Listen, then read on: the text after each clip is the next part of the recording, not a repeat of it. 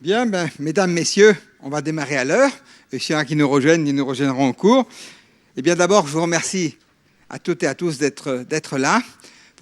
C'est la dernière rencontre avant les grandes vacances, sauf qu'on fait toujours au mois de juillet un événementiel. Et donc, le 3 juillet, il y aura un événementiel sur l'archéologie. Donc, vous pouvez déjà réserver cette date. Alors, ce soir, pour cette dernière conférence de l'année scolaire, eh bien, on a la joie d'accueillir Samuel et Furfari. Samuel est membre de la Direction générale de l'énergie à la Commission européenne. Il est l'assistant du directeur de l'énergie et son conseiller. Il est également enseignant et maître de conférence à l'Université libre de Bruxelles. Et c'est une grande joie de l'accueillir dans le domaine de l'énergie. C'est vraiment son domaine depuis très longtemps. Et avec la vision qu'il a avec la Commission, il a une vision extrêmement large. Et il va nous parler ce soir d'un sujet qui, dans la plupart des esprits des Français, complètement caduque, le charbon, c'est fini, germinal, c'était le siècle passé. Mais peut-être qu'on va découvrir que ce n'est pas complètement ça dans le monde. Et on est très content de t'écouter. Bienvenue Samuel. Bonsoir. Merci Étienne de l'invitation et de la confiance. Merci aux amis du Visiatum. C'est la deuxième fois que je suis là. Je ne me rappelle plus le sujet de la première fois, mais c'était certainement aussi un moment intéressant pour moi. C'est vrai que ce sujet du charbon est quelque chose, en particulier en France, qui peut sembler étrange. Et pourtant, vous allez voir que c'est encore un sujet très actuel. Je voudrais commencer par vous présenter le monsieur qui a changé le monde. Nous pensons souvent que la physique a permis de changer le monde. Galilée, Newton et les autres grands scientifiques ont jeté les bases de la science, mais ils ont continué à vivre comme avant. C'est James Watt, un Écossais, qui a pu transformer ces principes de physique en réalité, en ingénierie, et il a développé sa machine à vapeur qui a conduit à l'industrialisation. Ce n'est pas la révolution industrielle qui a changé le monde. C'est la révolution énergétique qui a changé le monde. L'industrie n'est qu'une conséquence de la découverte de l'énergie. Sans énergie, il n'y aurait pas eu d'industrialisation, on ne serait pas là, on continuera à vivre comme des milliers de générations avant nous ont vécu en survivance ou en travaillant avec l'énergie des animaux, l'énergie humaine, c'est-à-dire les esclaves. Grâce au développement de la machine à vapeur et toute la suite qu'il y a eu derrière, on a supprimé l'esclavage. Mais en particulier, cette machine à vapeur avait besoin de bois pour fonctionner, pour faire de la vapeur. Et ce grand besoin de bois a conduit à la déforestation. Quand on entend Madame Ségolène Royal dire que attention aux huiles de palme parce que ça fait de la déforestation, bien on a déjà vécu des déforestations dans le passé. Tant et si bien que cette déforestation a conduit à une augmentation du prix du bois. Et c'est cette augmentation du prix du bois, pour faire fonctionner des machines à vapeur, qui a conduit au développement du charbon. Le charbon, on le connaissait. Il était là, on savait qu'il y en avait, comme le pétrole d'ailleurs, ça sointait. Mais c'est parce qu'il y a eu des besoins qu'on a répondu avec un développement économique. C'est un principe général dans tous les domaines. Si aujourd'hui on a des besoins dans un domaine, eh bien, les réactions se font pour que ces besoins soient rencontrés. Et donc le développement du charbon a permis l'industrialisation et les corons sont nés, il a fallu produire de plus en plus de charbon pour satisfaire une économie qui se développait alentour de la sidérurgie, la métallurgie, la cimenterie, la verrerie, et voici les paysages des charbonnages du nord de la France ou de la Belgique, avec Germinal, bien entendu, Zola qui a rencontré de manière épique toutes les souffrances de ces personnes qui travaillaient pour produire du charbon. Un travail dur, ingrat, un lavoir de charbon au début du XXe siècle, tout se faisait à la main, avec des conditions de travail tout à fait inadmissibles aujourd'hui, mais qui étaient la triste réalité pendant de nombreuses décennies. Quand j'étais enfant, j'entendais les amis de mon père parler de « on travaille au bois ». Je ne savais pas ce que ça voulait dire, mais travailler au bois, c'était faire ce genre d'échafaudage pour pouvoir continuer à abattre le charbon et éviter que les éboulis ne viennent tuer les mineurs, mais bien entendu, les accidents étaient fréquents. Voici le charbonnage où mon père travaillait. Mon père était un ouvrier houilleur, comme on disait à l'époque. C'est dans la région de Charleroi. Tout ça est abandonné, tout cela est fermé. Je vous présente mon père qui est là. Parce que, à l'époque, vous voyez, en 1953, travailler dans les charbonnages, c'était quelque chose d'extraordinaire. Ce sont des immigrés italiens. C'est comme si aujourd'hui, on viendrait près d'une centrale nucléaire, ou peut-être pour être plus à la mode, près d'un grand panneau photovoltaïque, ou bien d'éoliennes. C'est la mode. Les éoliennes, on se met, on photographie devant des éoliennes. Bien, à l'époque, vous voyez, on se faisait photographier devant des charbonnages, c'était l'époque de la mode. Il n'y avait pas de honte à travailler dans le charbon. Vous voyez, les enfants travaillaient dans le charbon. Je vous signale que ça, c'est mon frère qui est ici, au deuxième rang. Voilà, c'était la réalité. Une forte réalité à l'époque.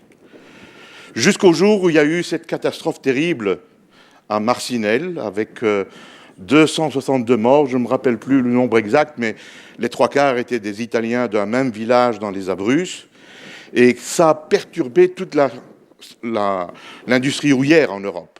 Grâce à cela, on s'est dit on ne peut plus continuer ce genre de travail, il a fallu revoir toutes les normes de sécurité, et depuis lors, même si les charbonnages européens ferment les uns après les autres, ces charbonnages sont très sûrs aujourd'hui. Vous entendez souvent parler d'accidents en Chine, en Turquie, en Russie, en Mongolie.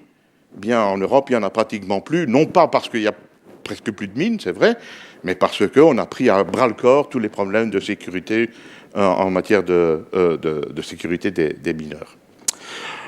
Je viens de dire à M. Vernas que j'ai bien aimé le titre qu'il a donné à cette conférence, de l'amour au bannissement, avec un point d'interrogation.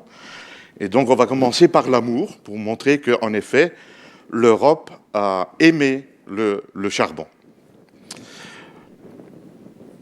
Traité de Versailles, 1919, après la Première Guerre mondiale. Il ne fallait plus que ça se répète. Et donc, le traité de Versailles a pris des dispositions pour empêcher l'Allemagne de se réindustrialiser et pour se développer. Et dans ce qu'on a mis comme pénalité à l'Allemagne, il y avait une pénalité énergétique très forte. L'Allemagne ne pouvait plus consommer qu'environ la moitié du charbon qu'elle consommait avant-guerre. Est-ce que, monsieur, vous pensez vous pouvoir vivre avec la moitié d'énergie? Aujourd'hui, la moitié de ce qu'on vous coupe en deux, la moitié de l'énergie, ça va être difficile, hein? C'est ce qui s'est passé avec l'Allemagne. D'autant plus dur que, pendant des décennies, il y a eu une migration depuis des campagnes vers les centres industriels allemands. Et cette concentration urbaine des ouvriers qui dépendaient de l'énergie, tout d'un coup, s'est retrouvée coupée en deux.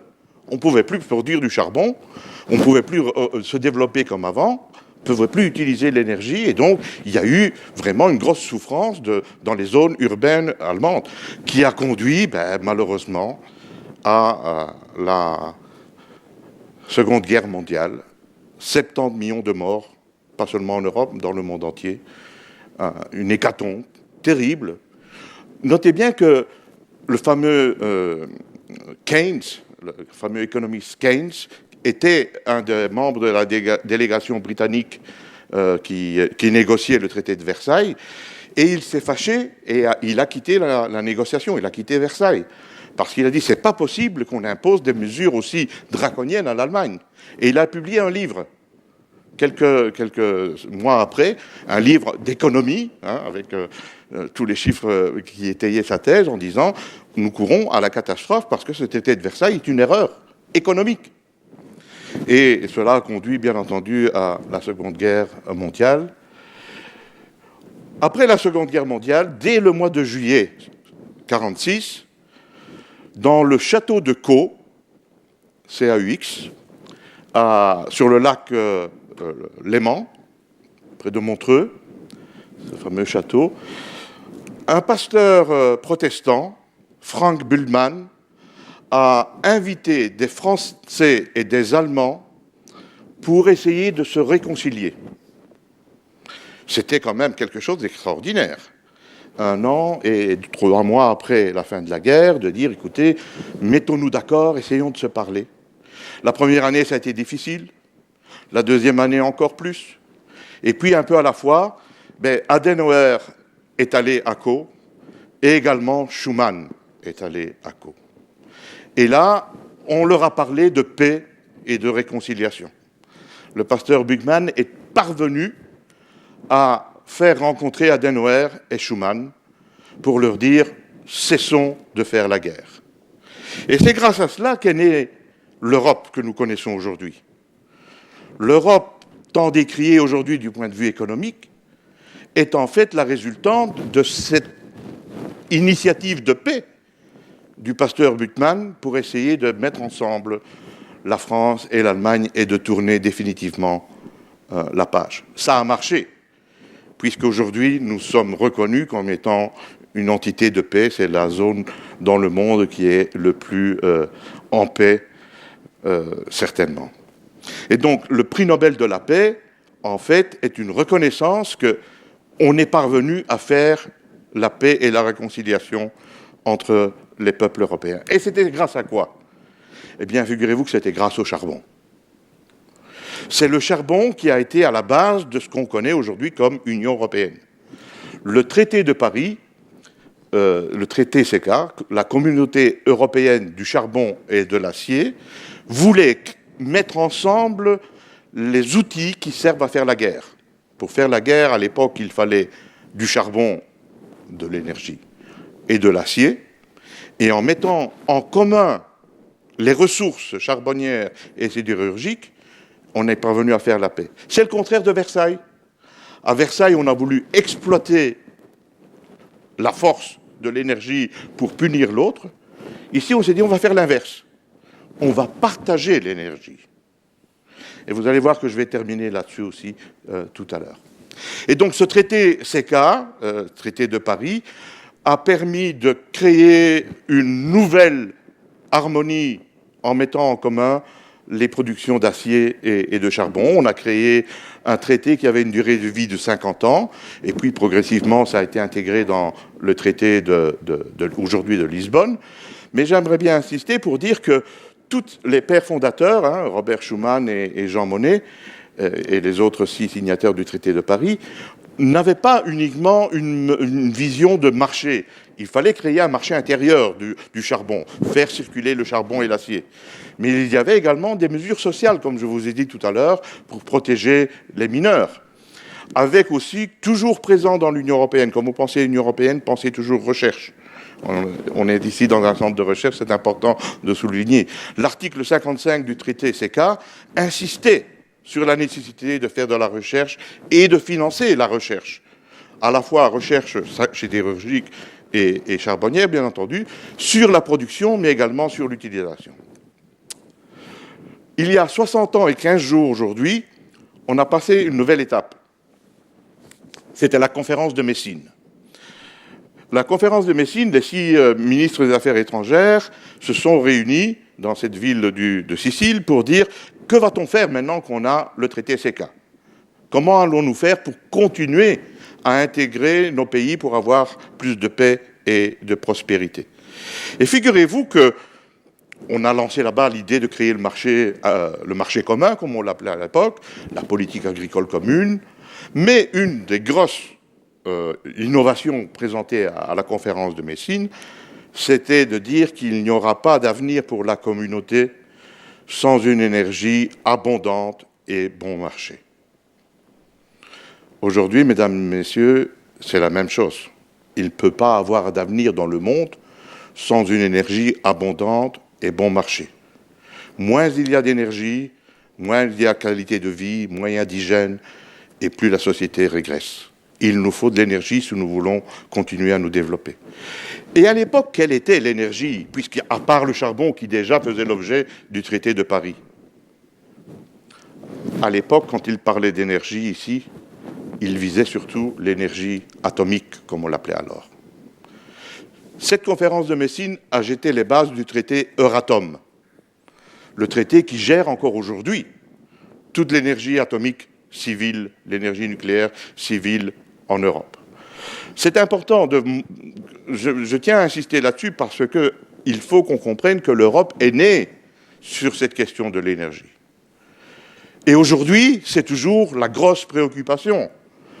Aujourd'hui, nous sommes en plein dans ce qu'on appelle le débat sur l'Union de l'énergie. L'Union de l'énergie est une stratégie qui a été présentée par M. Juncker le 25 février, il y a juste quelques mois, qui se base sur 5 piliers. Nous devons faire venir plus d'énergie vers l'Europe. C'est exactement le message de Messine. Il nous faut de l'énergie abondante. Donc, on va faire en sorte pour qu'il y ait plus d'énergie qui arrive en Europe. C'est la grosse politique de l'Union européenne aujourd'hui. On n'a pas le temps de rentrer dans les détails, mais sachez que c'est la priorité absolue. La deuxième priorité, c'est de faire en sorte qu'il y ait un marché unique de l'électricité et du gaz. Faire en sorte que, comme les citoyens et les services peuvent se mouvoir librement dans l'Europe, que ça soit vrai également pour l'électricité et le gaz. Troisièmement, faire de l'efficacité énergétique qui n'est pas en contradiction avec ce que je viens de dire au premier point. Ce n'est pas parce qu'on doit avoir beaucoup d'énergie qu'on doit la gaspiller. On doit avoir beaucoup d'énergie pour ne pas être dépendant géopolitiquement de l'un ou l'autre pays fournisseur. Quatrièmement, aller vers une économie décarbonisée, y compris préparer la conférence de Paris de décembre, y compris promouvoir les énergies renouvelables. Et cinquièmement, c'est ce que je vous ai dit tout à l'heure pour le charbon, continuer la recherche. Le défi de l'énergie ne sera jamais résolu. Il y aura toujours des nouveaux besoins, des nouveaux défis. Il nous faut beaucoup plus de recherche et de développement. Et l'Europe, comme je vous l'ai dit, travaille à fond sur ces questions de recherche et développement. Donc voici le cadre de la politique énergétique dans laquelle nous sommes aujourd'hui. Maintenant, rentrons un peu plus dans les détails sur la question du charbon, avec notamment, je voudrais commencer par parler de terminologie. De quoi parle-t-on quand on dit charbon? Bien, figurez-vous que c'est important lorsqu'on s'occupe du CO2, du changement climatique, parce que, en fonction du type de charbon que vous allez utiliser, vous allez produire plus ou moins de CO2. Le CO2 dépend en fait de l'âge du charbon. Vous allez voir ça de suite. La tourbe, à proprement parler, n'est pas un charbon, mais elle est un précurseur du charbon. Et la tourbe est le combustible solide le plus jeune qui existe. Et donc, quand on l'utilise, on produit beaucoup de CO2. Ensuite, il y a le lignite. On va voir dans quelques instants des images. Ensuite, les charbons subbitumineux, comme il y avait par exemple ici à Gardanne, un peu plus au sud. Et ensuite, le charbon vapeur, qu'on a utilisé massivement dans le passé, qu'on utilise encore aujourd'hui pour produire de l'électricité. Il y a également le charbon à coque, qui sert à faire de la fonte dans les coqueries. Et dans le temps, on utilisait également de l'anthracite pour se chauffer, parce que ça produisait très peu de matière volatile. L'ensemble, tout ceci s'appelle la houille. Donc faisons la distinction. Quand on dit charbon, c'est un ensemble de termes où on retrouve de tout, mais en fait, on devrait plus souvent parler de houille parce que ceci représente environ 80% des quantités de charbon utilisées, la lignite étant importante dans certains pays, comme on va le voir de suite. Voici une mine moderne En dehors de l'Europe, parce qu'en Europe ce n'est pas comme ça, c'est une technique qu'on appelle par chambre et pilier. Et vous voyez qu'on creuse des chambres, mais on laisse de temps en temps des piliers de charbon, parce que si on enlève ceci, tout le toit s'écroule. Un peu comme la photo du bois qu'on avait vu tout à l'heure. Donc il faut empêcher que le toit ne s'écroule pour protéger les hommes et les machines, bien entendu. Ceci est possible lorsque vous avez des grandes veines de charbon très droites, très libres, qui permettent ainsi de produire des quantités de charbon à des prix très bas. En Europe, nous avons des veines de charbon très étroites. C'est une vieille photo, comme on le produisait dans le temps, avec des pics et des pelles, vous voyez. Mais le principe, c'est de faire 2 galeries de chaque côté de la veine de charbon et de venir raboter en faisant des va-et-vient. On le voit mieux ici. Ce rabot fait des va-et-vient et gratte le charbon, et le charbon est évacué par des bandes transporteuses. Vous voyez les mineurs qui gèrent toute cette machinerie. Et ici, vous avez l'équivalent du bois qu'on a vu tout à l'heure. Ça s'appelle un soutènement marchand. Tout ça fonctionne par vérin hydraulique. Au fur et à mesure que la machine gratte dans le charbon, les vérins font avancer le bouclier, et derrière, il y a tout qui s'écroule. Tout est mécanisé, donc il y a beaucoup moins d'accidents aujourd'hui. Malheureusement, ces équipements ne sont pas encore utilisés partout en Europe, et donc c'est pour ça qu'il y a encore beaucoup d'accidents. Les mines en ciel ouvert sont essentiellement des mines qu'il y a aux États-Unis, en Australie et en Europe uniquement pour le lignite. Vous voyez ici la mine de Hambach qui est du côté de Cologne, entre Bonn, Cologne et la frontière belge. Vous voyez les champs. Pour vous donner une idée de la grandeur de cette mine, c'est gigantesque. Alors on entend souvent dire aussi, oui, mais les mines détruisent des villages. Oui, c'est vrai, c'est comme ça depuis une centaine d'années.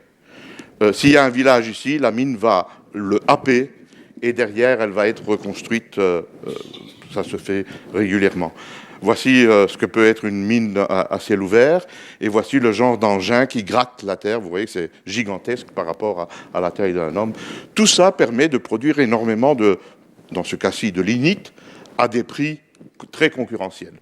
Ceci, c'est une tourbière en Irlande que j'avais photographiée il y a quelques années. C'est marginal, hein, mais voilà, pour essayer d'être complet, mentionnons qu'en Finlande et en Irlande, on produit encore assez bien de tourbes, mais c'est tout à fait marginal dans le bilan énergétique. Voyons maintenant les réserves de charbon dans le monde.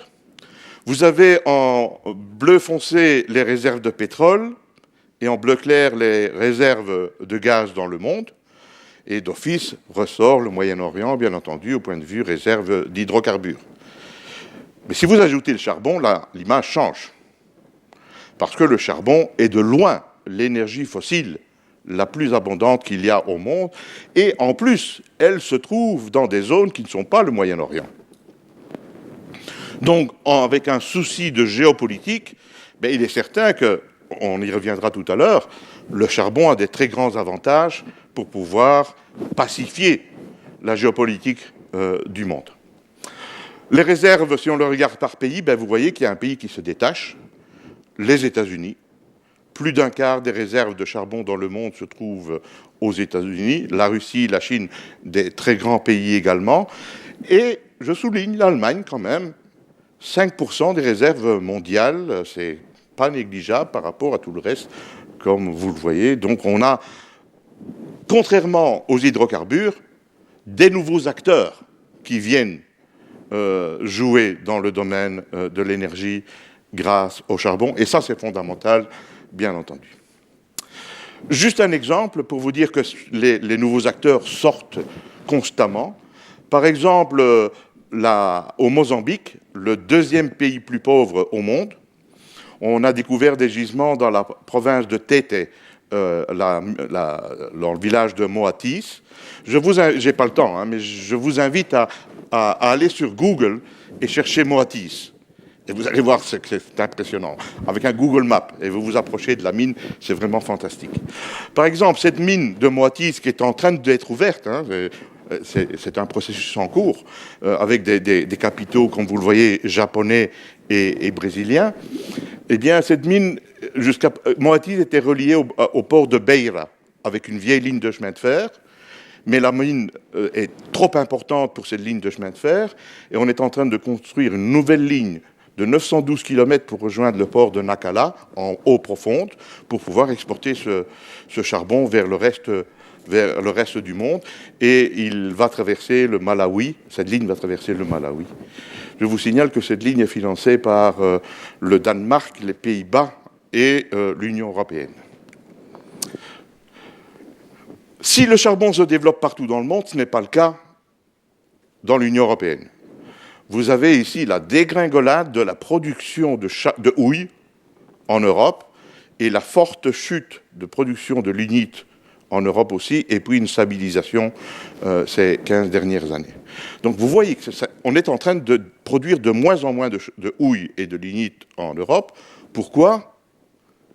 Parce que c'est trop cher.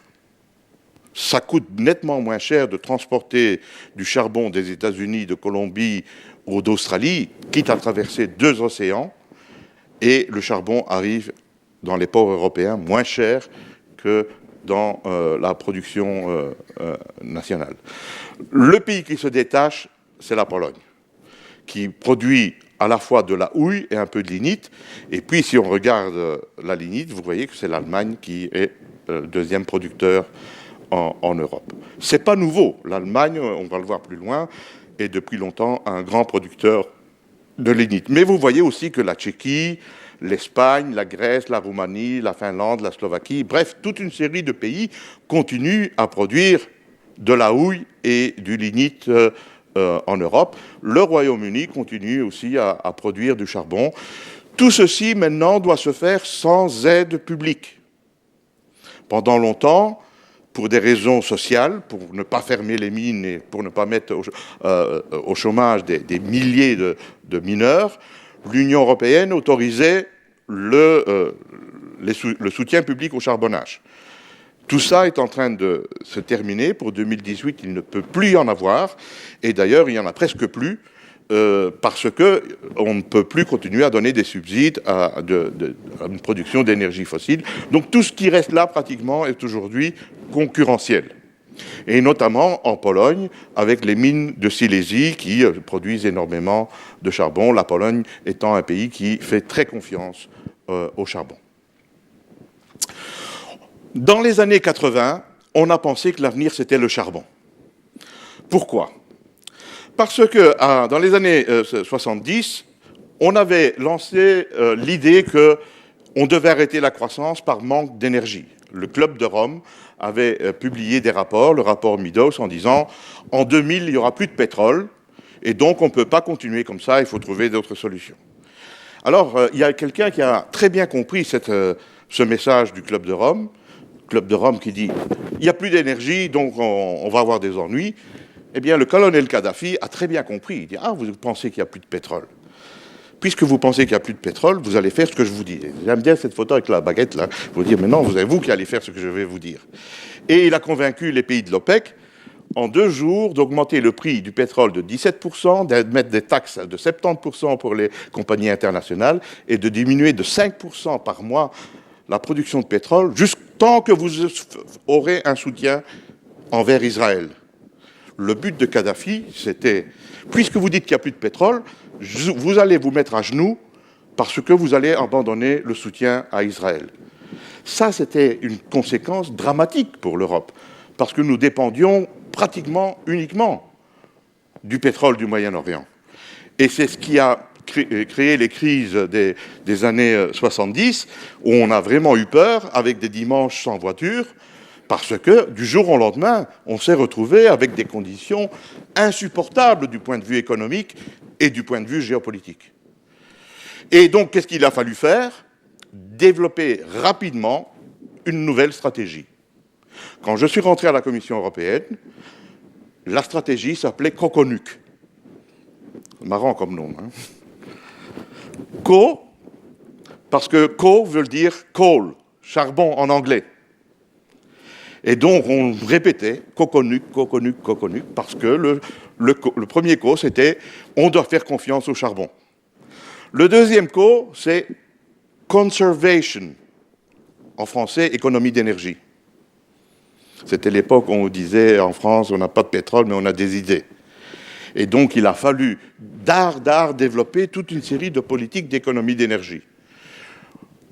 Il y a donc plus de 40 ans qu'on parle d'économie d'énergie. C'est rien de nouveau. C'est une grosse politique de l'Union européenne. Je vous l'ai montré tout à l'heure avec la stratégie de l'Union de l'énergie. Et puis, vous vous souvenez de la conférence de Messine? Qu'est-ce qu'on avait lancé là-bas? Le nucléaire. Et vous voyez l'importance de voir à long terme dans ces questions.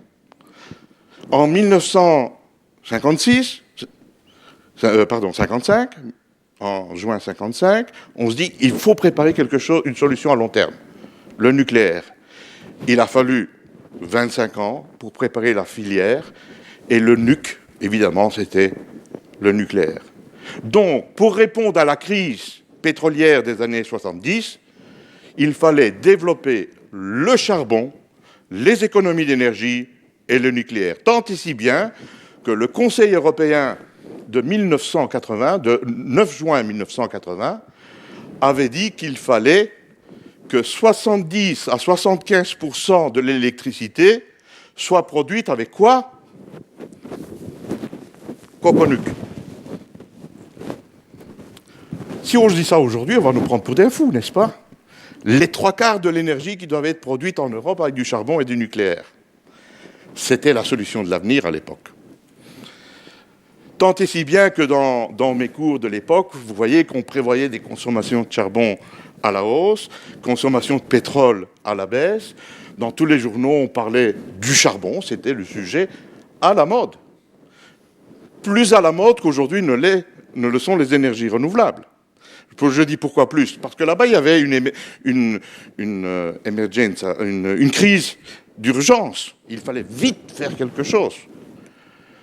Et donc, on a développé ce concept d'énergie propre, de charbon propre, pardon, parce qu'on sait bien, on va le voir tout à l'heure, dans la partie bannissement, le charbon pollue. Et donc, il fallait développer rapidement des technologies qui permettent de répondre à la crise pétrolière en évitant les problèmes de pollution. Et on a lancé toutes sortes d'idées. Par exemple, en France, dans le nord de la France, Charbonnages de France avec le BRGM, et moi-même j'ai financé ce projet, c'était des projets que je gérais à l'époque, on a essayé de produire du gaz de manière souterraine. On injectait de la vapeur d'eau, on enflammait les couches de charbon, et on récupérait du gaz. On voulait produire du gaz sans intervention humaine dans le sous-sol. C'était la gazification souterraine.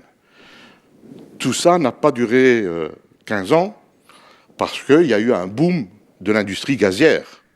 Quand on s'est aperçu qu'il y a tellement de gaz dans le monde, on a arrêté tous ces projets de recherche parce que ça devenait tout à fait inutile. Notez bien que c'était gigantesque ce qu'il y avait comme réservoirs dans le monde. Ceci, c'est l'Angleterre, ça, c'est le nord de la France, et vous voyez qu'il y a, à travers toute la mer du Nord, des bassins charbonniers gigantesques. Donc, si un jour on en a besoin, on sait où aller chercher. Et puis, on a développé toute une série de centrales électriques très propres qui permettent de produire de l'électricité en évitant les pollutions. Ça, c'est une centrale que j'avais poussée en cycle combiné, des centrales en cycle combiné. On transforme le charbon en gaz dans ce genre de réacteur, et puis on brûle le gaz pour faire de l'électricité beaucoup plus propre qu'on peut le faire avec d'autres techniques. On a aussi inventé une solution pour produire de l'essence. Produire de l'essence à partir du charbon. Et vous voyez, cette installation se trouve en Pays de Galles, à Point of Air. On a mis au point, tout ça fonctionne. On peut produire de l'essence à partir du charbon.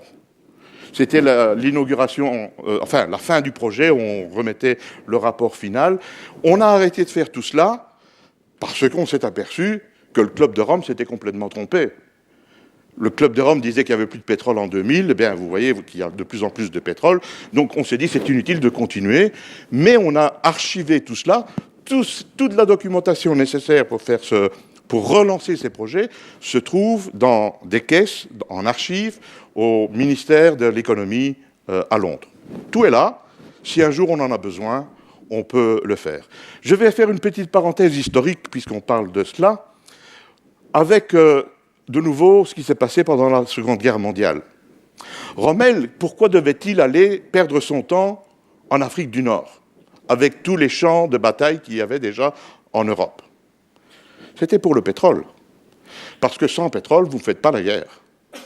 Et donc, il est allé envahir l'Afrique du Nord dans l'espoir d'aller en Libye prendre du pétrole. Et puis, éventuellement, aller vers l'Irak aussi prendre du pétrole. Ça n'a pas marché. Et qu'est-ce qu'ils ont fait? Ils ont été à Stalingrad. Non pas parce qu'ils ne voulaient pas aller à Moscou, mais parce qu'il fallait descendre vers la mer Caspienne, à Bakou, parce que là, il y a des puits de pétrole. Et la bataille de Stalingrad était une bataille qui a arrêté les Allemands pour aller prendre le pétrole. Et donc, ils n'avaient plus de pétrole. Qu'ont-ils fait? Ben, vous voyez ici Goebbels, qui est bien content de montrer au peuple allemand du carburant de synthèse. Ils ont produit, pendant la guerre, de l'essence, du diesel, à partir de charbon. Je vais pour ceux qui s'intéressent à la chimie, même si c'est rapidement, je voudrais vous expliquer comment on fait. On transforme toute matière carbonée, ça peut être du bois aussi, hein. On transforme la matière carbonée en gaz par une réaction exothermique. On fait réagir avec de la vapeur d'eau et on produit du CO et de l'H2. Et puis on fait une synthèse chimique mise au point par les chimistes Fischer et Tropsch, qui produit à partir d'une synthèse chimique, le chimiste fait ce qu'il veut à partir de ce gaz, et il produit des hydrocarbures. Si vous regardez une structure de charbon, vous voyez que c'est une structure très complexe avec pas mal de carbone et de temps en temps de l'hydrogène. Et cette matière carbonée, en fait, c'est essentiellement 80 à 85% de carbone, réagit avec de l'eau, produit un mélange de CO et H2 qu'on appelle gaz de synthèse. Et ce gaz de synthèse réagit pour produire des hydrocarbures liquides. Vous allez vous dire qu'est-ce que ça va avoir, cette photo de rugby. Vous vous souvenez qu'il y a eu le championnat du monde de rugby en 2007 à Paris, avec le fameux joueur Montgomery, qui était celui qui a marqué le plus d'essais. Le sponsor de l'équipe d'Afrique du Sud, c'était Sasol. Sasol signifie South African Synthetic Oil. Sasol est une entreprise chimique sud-africaine. Donc voici par exemple des installations de production et de distribution d'essence qui utilisent ceci. Un tiers de l'essence vendue en Afrique du Sud est produit à partir du charbon. Ils l'ont fait parce que lors de l'apartheid, ils n'avaient pas beaucoup accès au pétrole et donc il fallait produire soi-même son pétrole à partir du charbon. Comme ils ont beaucoup de charbon, une main-d'œuvre bon marché, et que de toute façon, il n'y avait pas d'autre solution, ils ont construit toute une série d'usines pour produire de l'essence. Aujourd'hui, il n'y a plus d'apartheid, l'investissement est là, et on continue à l'utiliser. Et donc, un tiers de l'essence du carburant automobile en Afrique du Sud provient de ces réactions qu'ont développées les chimistes Fischer et Tropsch dans les années 30. Voici pour le passé. Le charbon, mesdames et messieurs, est encore une forte réalité aujourd'hui. Voici la demande de la consommation d'énergie dans le monde depuis 1965. Et vous voyez que la consommation de charbon ne cesse d'augmenter et elle représente 30% de la demande d'énergie primaire. Là, l'énergie la plus importante, c'est le pétrole. Ça représente encore 33%. Le gaz, 24%, le nucléaire, l'hydraulique et les renouvelables, 2%. Le taux de croissance de la demande en énergie dans le monde est d'environ 5% par an. Et vous voyez qu'aucune énergie ne disparaît. C'est un peu une erreur de penser qu'une énergie va venir remplacer l'autre. Historiquement, ça n'a jamais été comme ça. Historiquement, ce sont toutes les énergies qui sont en forte croissance, ou en croissance. Et donc, comme vous le voyez, le charbon est en croissance, de même que le pétrole, que le gaz, que le nucléaire et que le renouvelable. Quels sont les pays qui produisent le plus de charbon? Chine, États-Unis, Australie, Indonésie, etc. Et vous voyez leur forte augmentation, on va y revenir tout à l'heure. Quels sont les pays qui consomment beaucoup de charbon? Chine, États-Unis de nouveau. Et puis les autres, avec Japon, Russie, etc. Donc nous avons là une réalité que nous, en Europe, et en particulier en France, sous-estimons parce que ce n'est pas ce que nous vivons régulièrement. Mais comme vous le voyez, la consommation de charbon est en forte croissance, à la fois dans la production, bien entendu, et la consommation, les deux courbes étant à peu près parallèles, puisqu'on ne s'amuse pas à produire si on ne vend pas. Résultat des courses, la zone Asie-Pacifique représente 70% de la consommation de charbon dans le monde, et la Chine représente 50% de la consommation de charbon dans le monde. On va devoir y revenir, bien entendu. Le charbon est surtout un produit qui s'exporte. Ça s'exporte facilement parce que c'est banal, quoi, des grands dépôts de charbon avec des grues qui chargent d'énormes bateaux qui traversent tous les océans pour pouvoir aller fournir les pays qui en sont demandeurs. Quels sont les principaux pays exportateurs? Australie, Indonésie, Chine, Russie, Afrique, Colombie, États-Unis, Kazakhstan, Canada et même le Vietnam. Qui importe le plus? Le Japon. Notamment depuis la catastrophe de Fukushima. Parce que si on ne peut plus produire du nucléaire, il faut bien produire avec autre chose. Et donc, ils font tourner à fond leurs usines, leurs centrales au gaz, mais également au charbon. L'Union européenne, vous voyez que nous sommes un grand pays, un grand groupe importateur, la Corée du Sud, l'Inde et même Taïwan est un grand importateur de charbon. Dans l'Union européenne, la consommation de charbon est en forte chute depuis les années 90. Vous remarquez ici que depuis les années 60, 65, il y avait une diminution et puis ça a remonté à cause de la crise pétrolière qu'on a mentionnée tout à l'heure. Il y a eu une réaction et donc la consommation de charbon a augmenté. Et puis il y a une fameuse chute. Ça, c'est dû au développement du nucléaire, qui s'est répandu un peu partout à partir des années 80, mais aussi avec le développement du gaz. On a eu tendance ces dernières années à utiliser de plus en plus de gaz dans le secteur électrique. Puis ça s'était stabilisé. Vous remarquez ici la très forte chute, c'est vrai dans tous les graphiques, la très forte chute dans les demandes d'énergie à cause de la crise de 2008-2009. La crise de 2008-2009 a fait chuter fortement les consommations d'énergie, puisque s'il n'y a plus d'économie qui tourne, la consommation de charbon, d'énergie en général, chute. Vous avez ici la courbe pour l'Allemagne. Et vous voyez qu'il y avait une certaine stabilité de la consommation de charbon en Allemagne, puis une diminution avec l'arrivée massive de gaz en Allemagne, et puis de nouveau une stabilité. Donc l'Allemagne, que l'on présente toujours comme étant un pays avec une forte vocation à la transition énergétique, vous voyez que le charbon reste un combustible de choix, et je vais revenir avec d'autres graphiques de nouveau sur l'Allemagne. Qui nous fournit de l'énergie, du charbon en Europe? La Russie, environ un quart, les États-Unis, environ un quart, et la Colombie, environ un quart.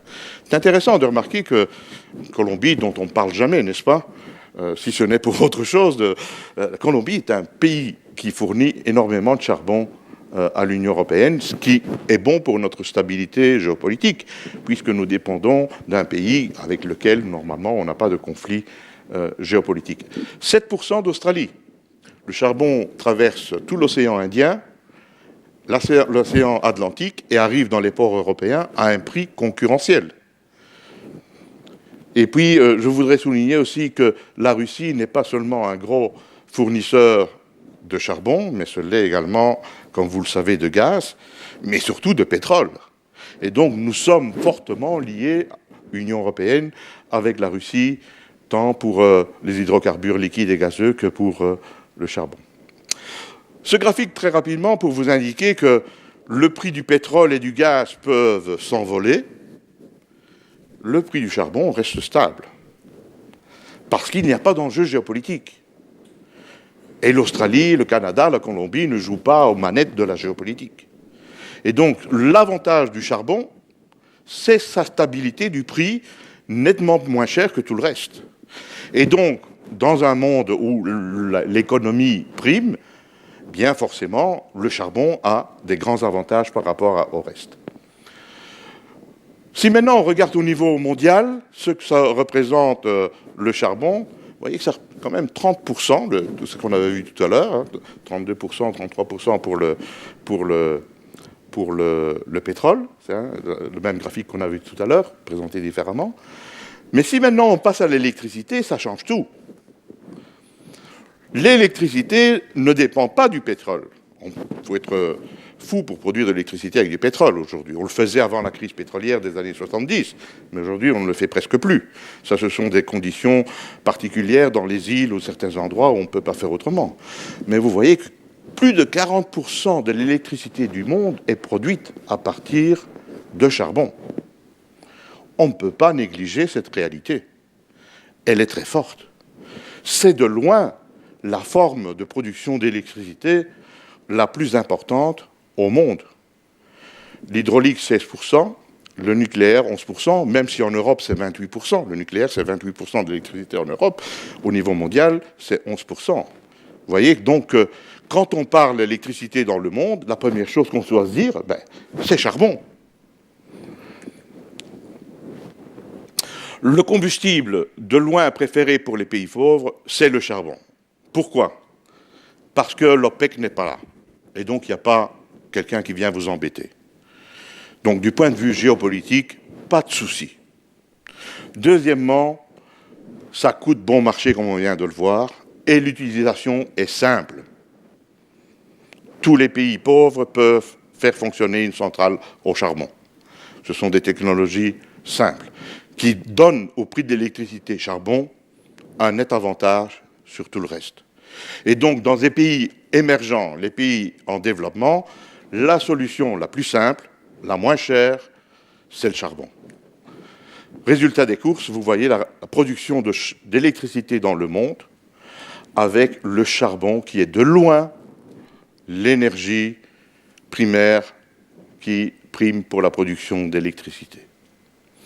Vous avez ici le gaz qui est en forte hausse ces dernières années, le pétrole qui est stable, parce que bon, c'est juste pour des conditions particulières dans les îles, etc.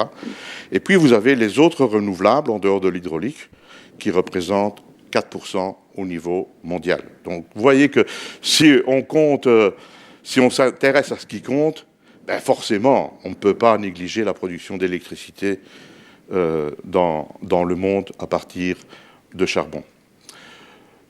Oui, l'électricité est importante dans de nombreux pays.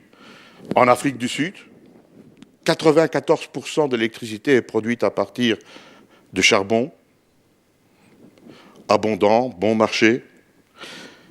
La Pologne, dont on a parlé tout à l'heure, 84%. La Chine, presque 80% de l'électricité produite à partir de charbon. La Serbie, les 3/4 de l'électricité produite à partir de lignite. Israël, c'est un petit pays. Mais pourquoi Israël fait si confiance au charbon ? 70%. Pour ne pas avoir d'ennui. Il n'y a personne qui peut vous embêter avec le commerce du charbon. Il y a du charbon dans le monde entier, vous l'achetez où vous voulez, il faut dire merci à personne. Et donc, du point de vue stratégique, c'est la solution évidente. C'est bon marché et on l'achète où on veut. Personne ne viendra vous embêter avec le commerce de charbon. Je voulais aussi signaler que la Grèce, dont on parle beaucoup, presque 55% de l'électricité est produite à partir de lignite, le lignite de Mégalopolis, qui est un lignite à haute teneur en soufre, parce que c'est un combustible très, très bon marché. Et en Allemagne, on va y revenir, vous voyez, 47% de l'électricité produite à partir de houille et de lignite. Vous voyez, le lignite est important en Allemagne. Voici la courbe de production d'électricité à partir du charbon dans le monde, en France et en Allemagne. La France, dans les années 60, produisait beaucoup de charbon, puis il y a eu la crise pétrolière et surtout le développement du nucléaire. Si on produit du nucléaire, on arrête les vieilleries du passé, c'est-à-dire les vieilles centrales au charbon polluantes, et donc il y a eu une forte chute ici de la production. Puis il y a eu la crise pétrolière dont on a parlé tout à l'heure avec le renouveau du charbon qui a fait une augmentation, et puis de nouveau le développement du nucléaire, et maintenant une stabilisation vers zéro de la production d'électricité à partir de charbon. Si je ne me trompe, ça devait être environ 3-4%, c'est-à-dire pratiquement plus rien du tout en France. Ce n'est pas le cas en Allemagne. Et non seulement ce n'est pas le cas en Allemagne, mais vous voyez qu'après la crise pétrolière de 2008-2010, on augmente la consommation d'électricité d'origine charbonnière en Allemagne. C'est un peu paradoxal, on dit toujours que la transition énergétique va tourner la page du passé, et vous voyez que ce n'est pas le cas. Le charbon revient en force en Allemagne. Évidemment, par rapport au passé, ça a fortement diminué. Ceci aussi, le développement du nucléaire en Allemagne. L'Allemagne est un pays nucléarisé depuis le début, et donc avec beaucoup de centrales qui ont remplacé, bien entendu, du charbon. Et puis ça, c'est le développement, non pas du nucléaire qui a été fait là, mais ça, c'est le développement du gaz en Allemagne, et puis un renouveau du charbon ces dernières années. 2 mots sur la Chine. On parle qu'il y a 1,2 milliard de Chinois. On devrait être un peu plus précis lorsqu'on le dit. 1/4 des Chinois vivent aussi bien que vous et que moi. Notamment tous ceux qui sont alentour de Shanghai. Ils ont un niveau de vie comme le nôtre, avec des consommations d'électricité comme les nôtres. 3/4 des Chinois vivent comme les Indiens, c'est-à-dire avec une économie de subsistance, en mangeant un bol de riz et n'ayant pas d'automobile. Ils ont tous l'électricité. Ça, c'est un gros effort que le gouvernement chinois a fait ces 20 dernières années. Mais il y a un gouffre entre les Occidentaux et les Indiens chinois. Que doit faire le gouvernement? Fermer les yeux sur cette réalité? C'est intenable du point de vue social. Du point de vue social, il faut que les Indiens deviennent des Occidentaux. Pour ça, que faut-il faire? Consommer de l'énergie. Pas d'autre solution. Consommer de l'énergie, consommer de l'électricité. Et que vont-ils utiliser? L'énergie la moins chère. 70% de l'énergie utilisée en Chine, c'est du charbon. C'est énorme. Le pétrole, qui est pourtant indispensable pour le transport, ne représente chez eux que 18%. Voici la consommation de charbon en Chine. Ça fait peur, n'est-ce pas? Vous voyez, depuis 2003, une augmentation presque une impulsion d'Irak, comme on dirait en sciences. C'est extraordinaire. Pourquoi? Parce que ces gens-là, décidément,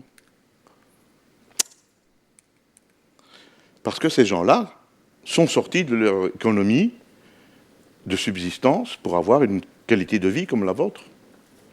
Et donc, si le gouvernement chinois veut que ces gens-ci vivent comme cela, il va falloir continuer à augmenter la consommation de charbon. Il n'y a pas de miracle. Ça n'existe pas dans le domaine de l'énergie. Un investissement chinois en Australie, par exemple. Pourquoi?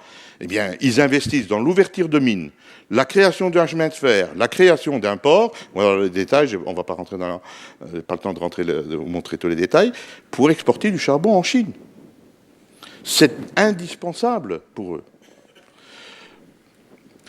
Évidemment, tout ça a des conséquences sur les émissions de CO2. Et vous voyez que la Chine représente aujourd'hui 28% des émissions de CO2 dans le monde. L'Europe représente 10%, et les États-Unis 17%. Voici les émissions de CO2 depuis que la conférence de Rio, depuis 1965. On a pu remonter plus loin. Et vous voyez les émissions de CO2 aux États-Unis avec une diminution depuis qu'ils développent le gaz de schiste. Les émissions de CO2 en Europe, avec une stabilisation, et puis la crise de 2008-2010, et une diminution grâce à toutes les mesures que l'Europe prend pour lutter contre le changement climatique. Le Japon, assez stable avec une augmentation, puisque le nucléaire est arrêté. L'Inde, avec une très forte augmentation, parce que l'Inde est en train de récupérer son retard économique et est en train de devenir une Chine, une nouvelle Chine. Et vous voyez la France en vert ici, c'est cette courbe-ci, qui est assez plate, en fait très basse, grâce à la production électronucléaire que vous avez en France. Et la Chine, me direz-vous?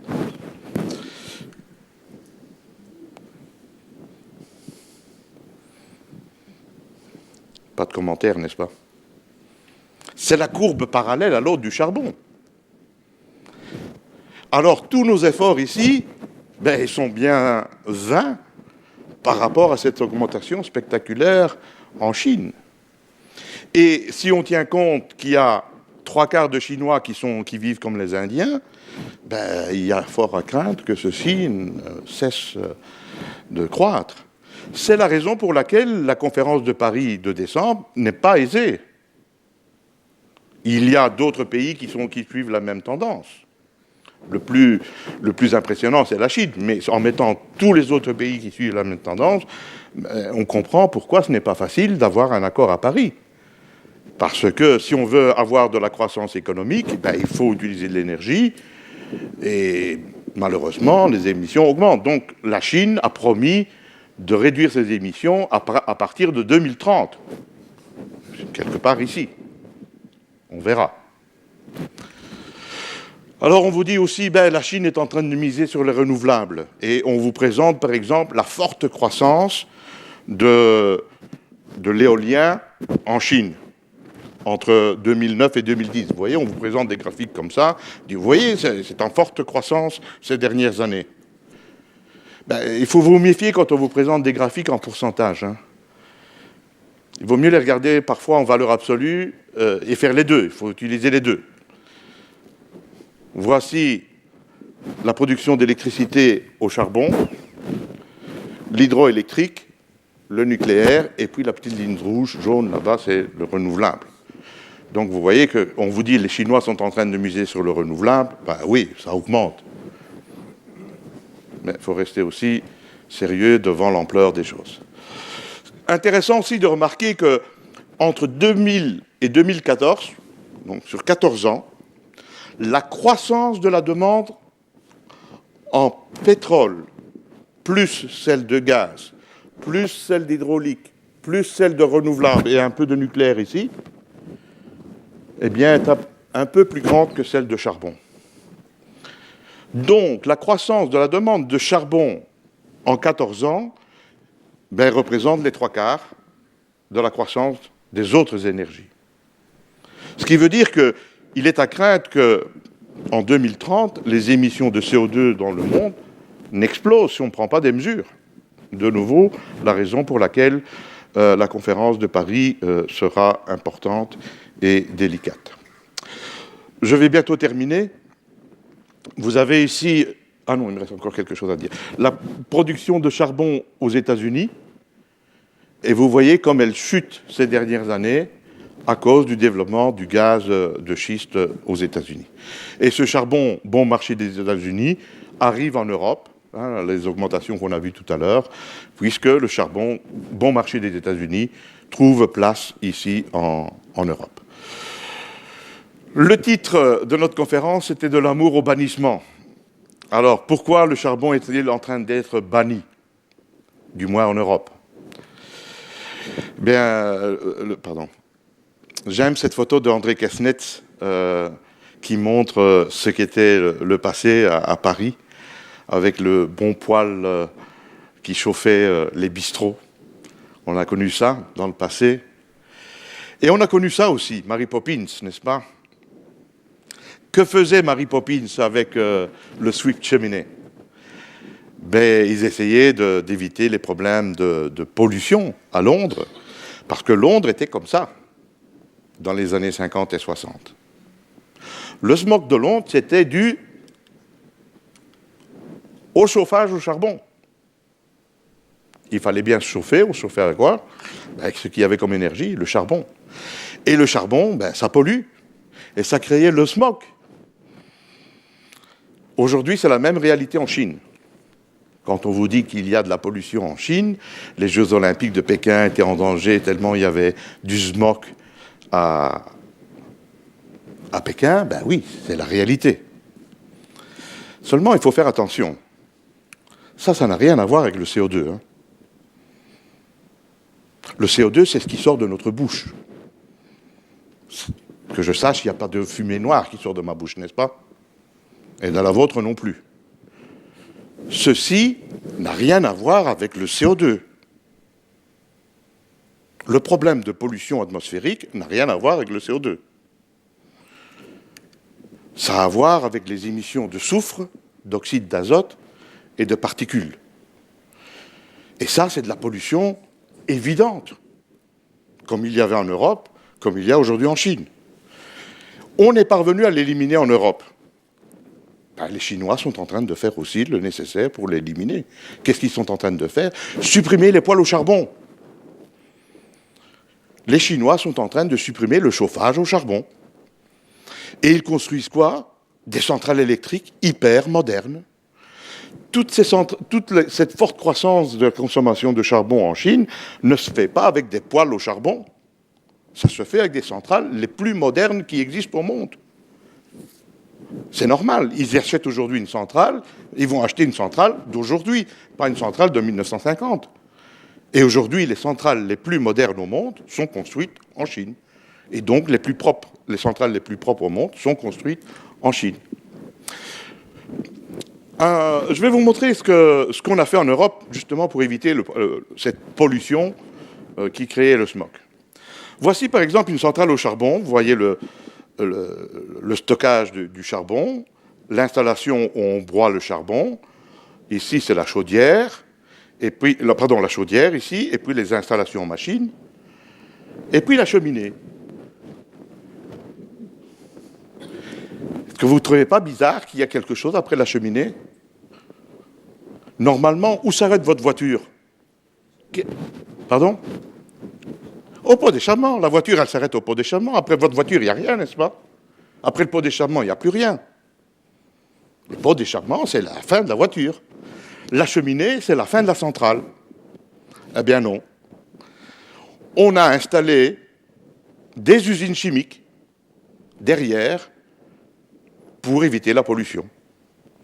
Ça s'appelle des installations de lavage de fumée, d'épuration des fumées. C'est une directive européenne qui oblige les centrales électriques à réduire leurs émissions de CO2, de SO2 et de NOx et de poussière.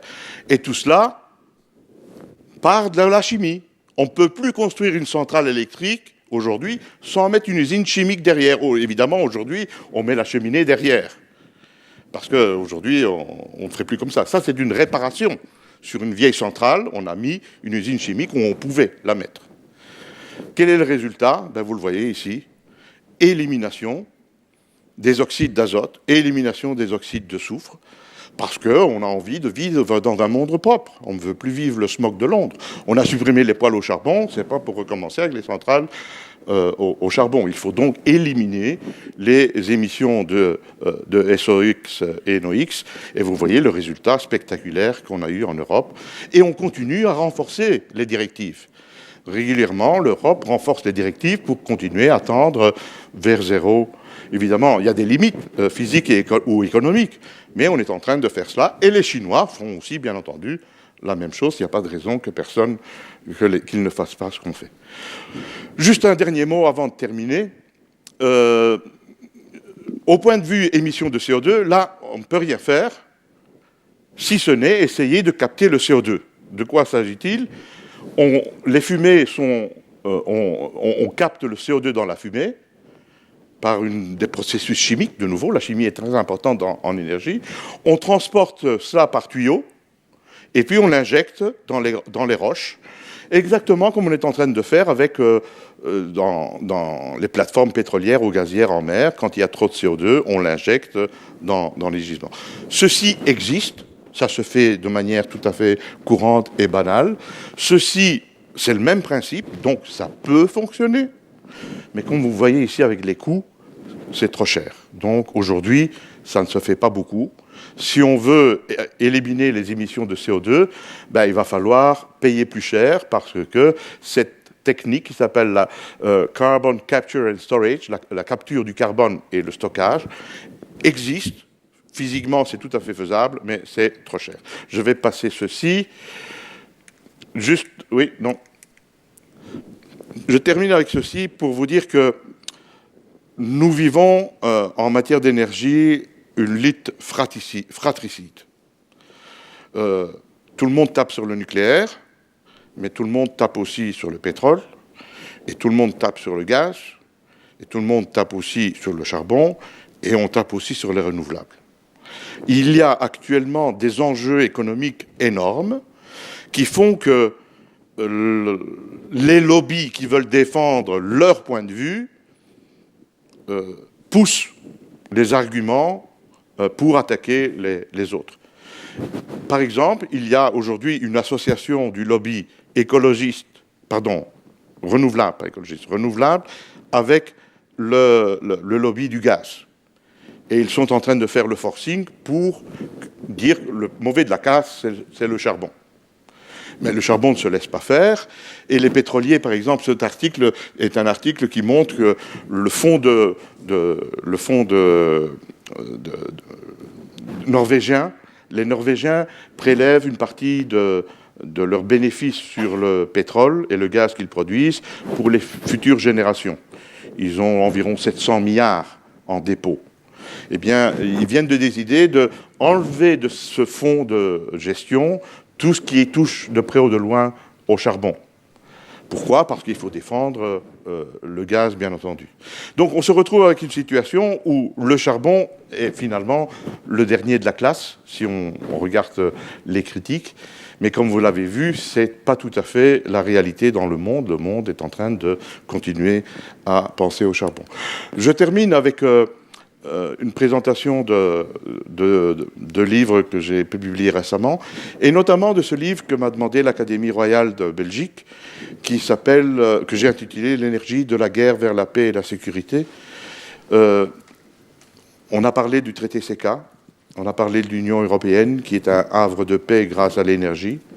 Je pense que si on pouvait être un peu plus rationnel dans les questions énergétiques, et mettre de côté ces attaques des uns vers les autres et regarder un peu plus rationnellement les questions énergétiques et se dire, il y a des besoins différents dans le monde, il faut faire en sorte que les besoins soient rencontrés, que l'on évite les problèmes géopolitiques, que l'on n'utilise plus l'énergie comme arme de rétorsion, qu'on évite les problèmes de pollution parce que les techniques existent. Je crois qu'on pourrait aller vers un monde de paix et de sécurité. Ça me semble que tout le monde serait gagnant. L'exemple de l'ACK et de l'Euratom nous induisent à être optimistes. Je vous remercie pour votre attention.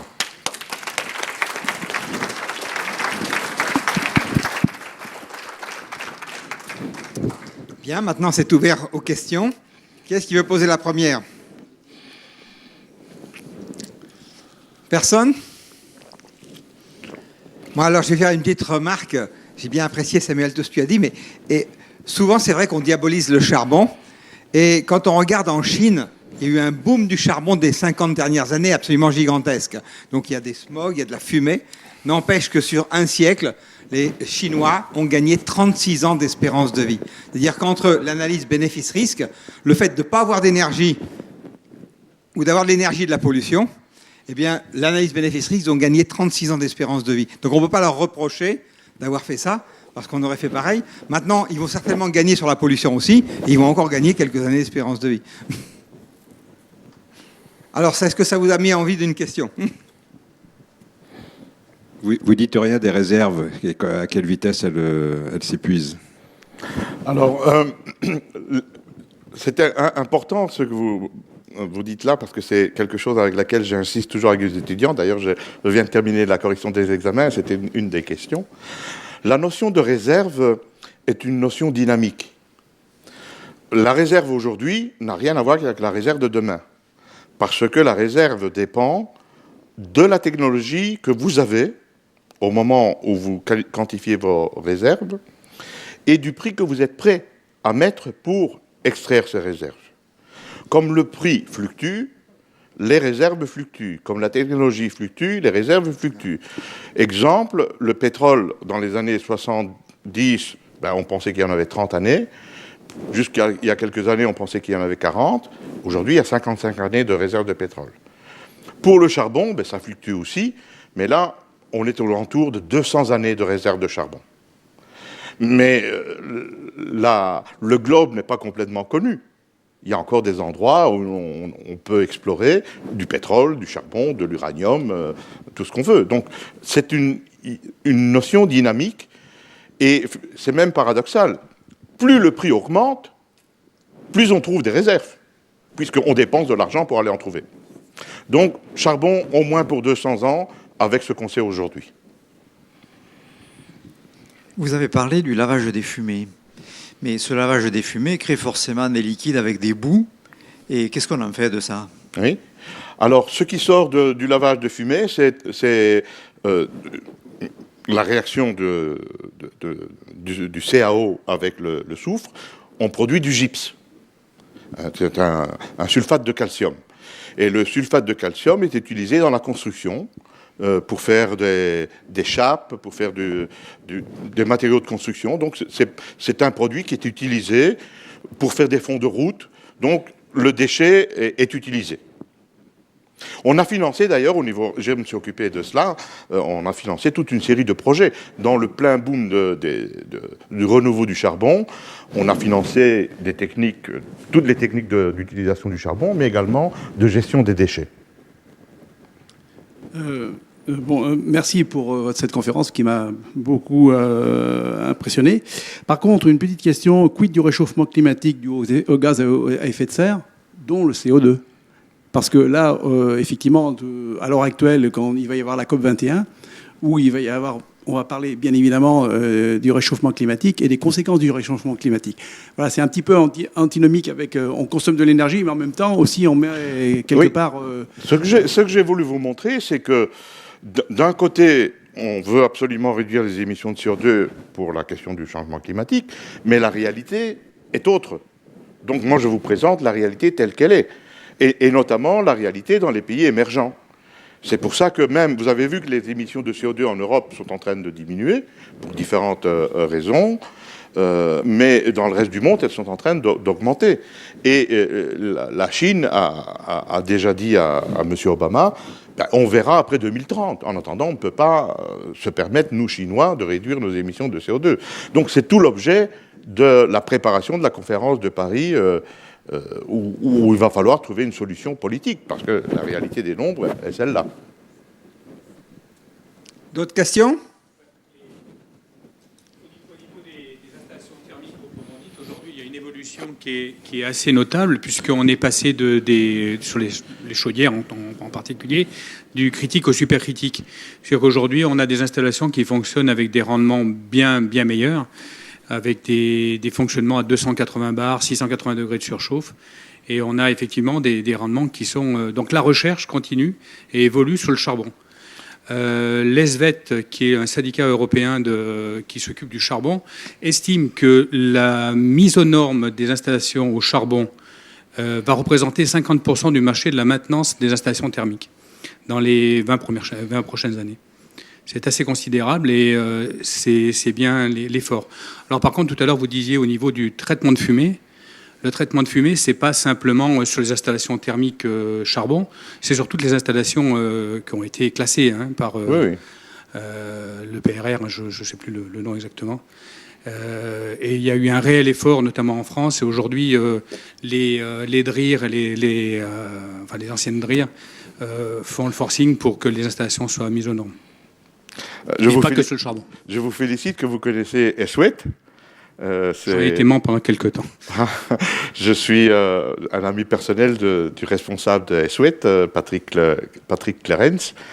Et c'est vrai qu'il y a beaucoup d'efforts en matière d'amélioration des rendements.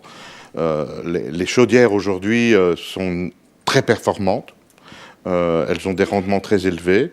Je vous ai montré aussi un cycle combiné. On transforme le charbon en gaz et qu'ensuite on brûle le gaz dans un cycle combiné de manière à augmenter aussi le rendement. Donc il y a toute une course à l'amélioration du rendement pour éviter justement de produire trop de CO2 par rapport à l'électricité produite. Mais de toute façon, toute cette course est insuffisante pour diminuer le développement qu'il y a notamment en Chine. Et vous avez raison, le graphique que je vous ai montré avec la directive sur les grandes installations de combustion, où on voit les émissions chuter, ça s'impose, non pas aux centrales au charbon uniquement, mais à toutes les grandes installations, y compris les cimenteries. Hein, l'Europe pousse à fond les techniques c'est un binôme, vous voyez.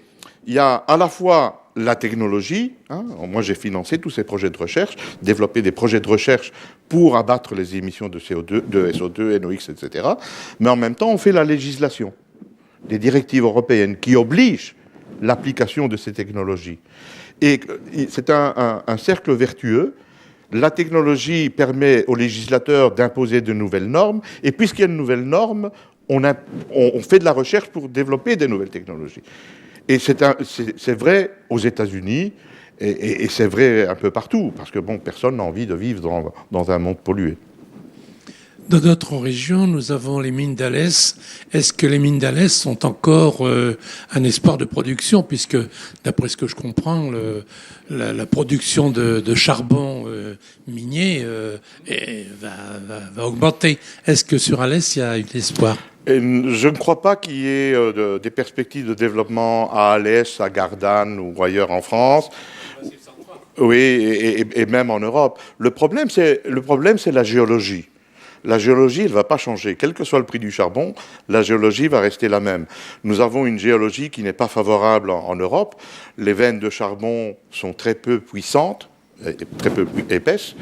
Le sous-sol européen est très faillé. Donc vous avancez dans votre veine de charbon et puis tout d'un coup, c'est à cause d'une faille, un glissement, vous vous trouvez devant la roche. Donc ces techniques modernes sont difficilement applicables. Ce qui fait qu'il n'y a pas beaucoup d'espoir de réouvrir des mines en Europe. D'autant plus qu'il y a tellement de charbon dans le monde et qu'il y a tellement de gens qui veulent nous le vendre. Donc le charbon en tant que production, il ne faut plus trop rêver en Europe. En tant qu'utilisation, ça continue à être une réalité, même pas aussi forte qu'ailleurs, mais une réalité quand même. Oui, monsieur. Vous semblez être un des membres importants de la communauté européenne en matière d'énergie. Quelles sont vos relations avec les partisans du nucléaire, s'il y en a, et avec les partisans des autres énergies ? C'est une question très intéressante que vous posez là. La Direction générale de l'énergie à Bruxelles, à la Commission européenne, est composée de 5 directions. 2 directions sont basées à Luxembourg et elles s'occupent de nucléaire. Sur les 5 directions, 2 s'occupent de nucléaire. Donc vous voyez, 40% du personnel environ, grosso modo, 40% du personnel de la DG Énergie s'occupe du nucléaire. L'Europe, depuis la conférence de Messine, il y a 60 ans, a choisi de miser sur le nucléaire. Ce qui ne veut pas dire que tous les pays s'intéressent au nucléaire. Mais le nucléaire produit 28% de l'électricité en Europe. Donc on ne peut pas le négliger, c'est fondamental. Et nous avons donc des grosses politiques qui correspondent au mandat que nous donne le traité Euratom. On ne fait pas ce qu'on veut. Le traité Euratom nous donne un mandat, nous l'appliquons, et donc il y a des fonctionnaires qui travaillent dans ce domaine. Oui, le nucléaire reste important en Europe. Il y a 16 pays sur 28 en Europe qui sont nucléarisés ou qui vont l'être. Donc c'est une forte réalité. Et nous nous en occupons. Néanmoins, quand on lit les directives quand on lit les documents de l'Union européenne, le mot nucléaire, il faut le chercher dedans, parce qu'en général, on ne le trouve pas. Je vous avoue que vous avez un peu raison dans certains documents, mais je vous dis aussi que 40% des directions de la DG Énergie s'occupent de nucléaire. C'est une réalité, on ne peut pas la négliger. Peut-être qu'on ne fait pas beaucoup de communication sur cela, j'en conviens, mais c'est certainement une politique importante, une ressource d'énergie importante. Et en plus, non seulement c'est une réalité aujourd'hui, mais nous avons tout un programme de recherche sur des nouvelles filières. L'Europe travaille, comme je vous l'ai dit à plusieurs reprises, sur le long terme, sur la recherche fondamentale. Et donc, nous avons aussi des programmes de recherche sur le nucléaire, bien entendu. Il n'y a plus d'autres questions? Si, au fond. Attends, je vais donner le micro parce que... D'après votre exposé, j'en conclus que le réchauffement climatique, tout au moins à court terme, apparaît inéluctable. Ben, écoutez,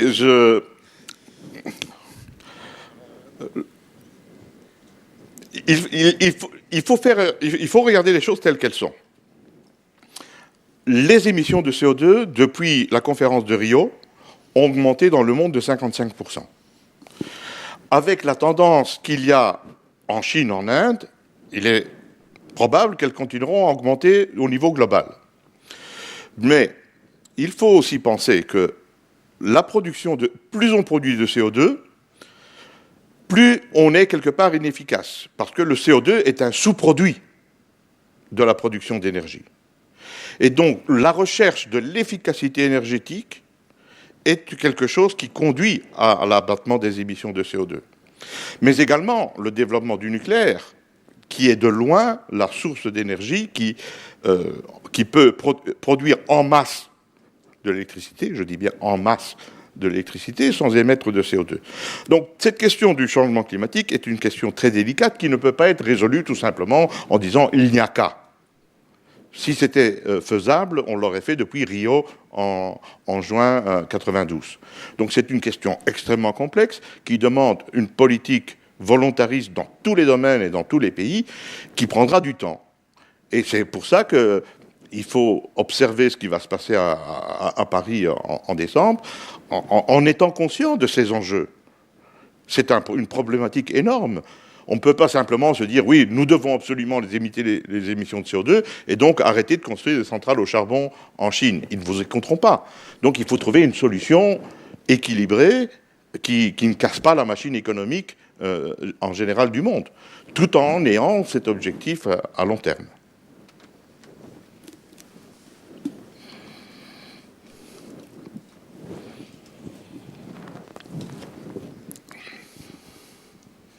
Est-ce qu'on peut estimer à quel moment deviendraient rentables les systèmes de récupération du CO2 par rapport à l'élévation de température du climat?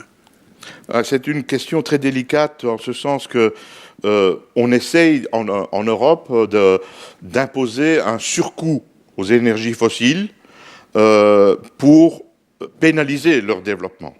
On appelle ça le système ETS, Emission Trading Scheme. On a créé dans l'Union européenne un mécanisme de bourse sur les émissions de CO2. Et on a donc donné aux grands producteurs, aux grands consommateurs d'énergie, des quotas d'émissions de CO2. Pour la sidérurgie, la cimenterie, les verreries, les centrales électriques, on leur a dit, voilà, vous avez une enveloppe d'émissions de CO2. Si vous produisez plus de CO2, ben vous devez l'acheter. Si vous n'en produisez pas autant que vous pouvez les vendre. Et donc, on a créé une bourse, comme on vend des actions à la bourse. On a créé une bourse dans l'espoir que cela allait créer un marché du carbone. Et on se disait, lorsqu'on l'a lancé, que bon, si on arrivait à 30-40 € la tonne de CO2, on induirait un mécanisme vertueux. Malheureusement, le marché s'est stabilisé vers 3-4 €. Pour diverses raisons. La crise économique, on a été trop généreux au début, etc. Et donc aujourd'hui, l'Union européenne est en train de réfléchir comment corriger ce mécanisme ETS pour faire remonter le prix de la tonne de CO2 de manière à induire plus de mécanismes vertueux pour pénaliser plus le charbon, par exemple. Le charbon, vous avez vu que c'est une réalité en Allemagne. Eh bien, si le charbon va coûter plus cher parce que vous devez payer 30, 40 euros pour chaque tonne de CO2 que vous émettez, eh bien, vous allez avoir envie de réduire votre consommation de charbon et d'utiliser plus d'autres choses qui produisent moins de CO2. Mais on est là en train de réfléchir pour voir comment faire pour que ce mécanisme s'approche un peu plus de la réalité. Mais de nouveau, c'est très difficile parce que si vous augmentez trop le prix de la tonne de CO2, ben les sidérurgistes vont dire ben, je m'en vais produire mon acier ailleurs. C'est ce qu'on appelle la délocalisation. Donc il faut le faire en avançant à pas feutrés, de manière à ne pas casser l'économie de l'Europe non plus. Donc ce sont des questions éminemment complexes. Que signifie ULB? Ah, Université libre de Bruxelles. Oui, j'utilise certains transparents dans mon cours et donc voilà. Juste une question, et vous avez sans doute dû le dire. Quel est le prix en équivalent pétrole, par exemple, du charbon, si on comparait par rapport au baril ou quelque chose c'est une comme bonne ça? question. J'aurais dû le dire. Bien, je vais d'abord vous dire ce que c'est pour le gaz. Le gaz, qu'on achète en Russie, en Norvège, en Algérie, eh bien, coûte en équivalent baril environ 15 $ le baril. Vous voyez que c'est nettement moins cher que le pétrole. Raison pour laquelle je pense qu'on va assister dans les prochaines années à l'objet peut-être d'une autre conférence un jour, à une pénétration très forte du gaz dans le domaine du transport. J'étais à Rome avant-hier, la semaine dernière, fin de la semaine dernière, sur ces questions, et on est en train d'essayer de faire pénétrer le gaz dans le domaine du transport. Des tracteurs, des camions qui fonctionnent au gaz naturel. Maintenant, pour votre question, eh bien, on se situe avec le charbon de l'ordre de 5 à 10 $ le baril. Vous voyez que c'est nettement moins cher. La calorie charbon est ce qu'il y a de moins cher dans les énergies fossiles. C'est pour ça que le charbon est utilisé dans le monde. On n'utilise pas du charbon parce qu'on a envie de polluer. On utilise du charbon parce que c'est nettement moins cher que tout le reste. Même en comptant le traitement. Même en comptant le traitement du fumet, bien entendu. Le traitement du fumet c'est business as usual, c'est state of the art, c'est normal. Vous ne pouvez plus construire une centrale, même ailleurs dans le monde, sans traitement de fumée. C'est comme si vous construisiez une voiture sans pot d'échappement, ça n'a pas de sens, quoi.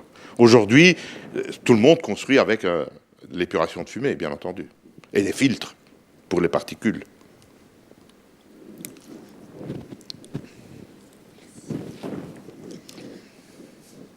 Bonjour, donc bravo déjà. Je suis en 4e, donc là il y a à peu près 4 heures que j'ai bouclé ma dernière séquence en histoire qui était portée sur l'industrialisation. Donc votre conférence rentre en partie dans ma séquence et je me suis forgée avec tout ce qu'on a appris une question sur le charbon. Qu'est-ce qui serait pour vous une vie sans le charbon? Ce qui est assez... comment dire, assez impossible, mais qu'est-ce qui serait pour vous une vie comme cela? Merci d'être là, parce que voilà, ça fait plaisir d'avoir aussi des jeunes qui viennent écouter ces questions qui peuvent paraître loin des préoccupations des jeunes, mais qui en fait font partie de la vie. Ben, c'est justement ça, le charbon, ça fait partie de la vie, parce que c'est de l'énergie. Il faut que l'on ait une vision beaucoup plus positive sur le charbon. J'ai bien aimé ce que M. Vernaz a dit tout à l'heure sur l'espérance de vie des Chinois.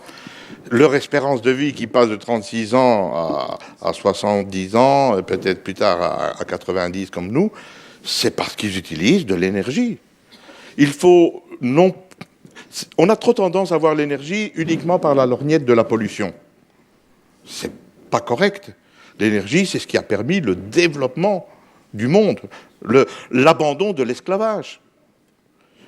Faut pas se faire d'illusions. Si vous supprimez l'énergie, l'esclavage va revenir. Parce que l'être humain est quelqu'un qui va exploiter l'autre, toujours. Et donc, on va pouvoir, si on n'a plus de charbon, ben, on n'aurait plus de charbon, on n'aurait plus de pétrole. Je vous assure qu'on retourne à l'esclavage. L'esclavage des enfants, en plus. Vous êtes jeunes, donc, à plus forte raison, soyons sensibles à cela.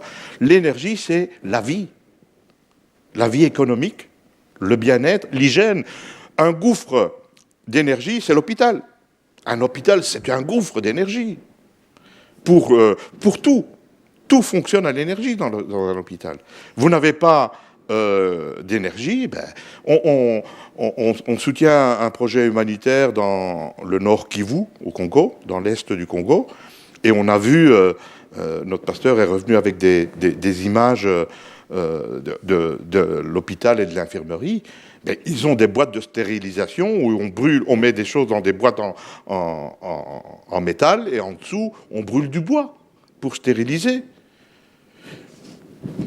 Il y a dans le monde 2 milliards 700 millions, oui, 2 milliards 700 millions, c'est-à-dire 5 fois la population européenne, hein, qui préparent ces aliments en brûlant du bois et des excréments d'animaux. Ces gens-là, ils veulent une chose, hein, du charbon ou autre chose, de l'énergie. Il y a dans le monde 1 milliard 400 millions, donc 3 fois l'Union européenne, 1 milliard 400 millions, qui n'ont pas d'électricité. Du tout. Si vous comptez les gens qui ont de l'électricité de temps en temps, quelques heures par jour, ben là, on monte à 3 milliards. Donc, tous ces gens-là n'aspirent qu'à une chose, c'est avoir un peu d'électricité. Et donc, la demande en énergie ne peut que croître. Il ne faut pas se faire d'illusions. La demande en énergie va croître. C'est pour ça que le 5e pilier de la stratégie de l'Union européenne, c'est la recherche sur le long terme. Il faut préparer des solutions pour fournir de l'énergie à tout le monde sur le long terme.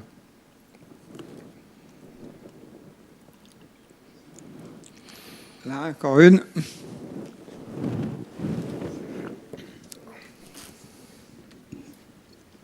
Oui, bonsoir monsieur.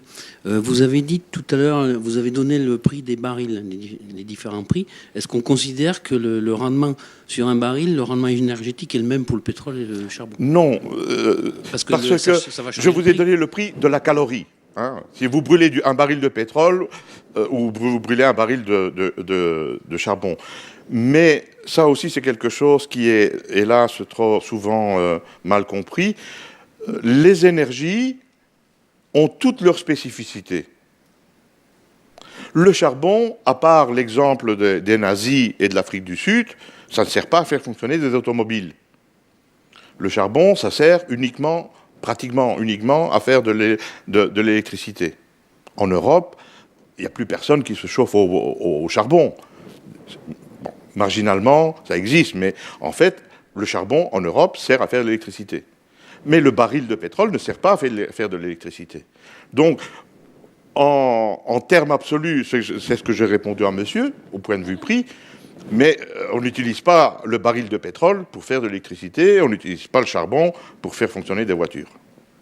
Le nucléaire, il sert à faire de l'électricité, mais pas pour faire fonctionner des voitures, à moins que ce soit des voitures électriques, et pas pour chauffer des maisons, à moins que ce soit le chauffage électrique. Et le gaz, lui, il a l'avantage d'être un peu versatile. Le gaz, ça peut être utilisé partout. Un panneau solaire ou une éolienne, ça ne fait pas fonctionner une voiture. Ça fait de l'électricité, évidemment. Si on fait des voitures électriques, c'est autre chose. Donc, chaque énergie a sa spécificité. C'est un peu comme le papier. Le papier, c'est du papier. Mais vous pouvez avoir du carton, vous pouvez avoir du papier à cigarette, papier journal, du papier de bureau. Donc, chaque papier a son utilisation. Les énergies primaires ont leur utilisation spécifique. Très bien, s'il n'y a pas d'autres questions, on va encore applaudir Samuel. Merci beaucoup pour cette excellente conférence. Ça tombe bien, j'ai plus d'eau. Ça, on peut en Merci à chacun. Bien, donc au 3 juillet, pour ceux qui pourront être là pour cet événementiel archéologie.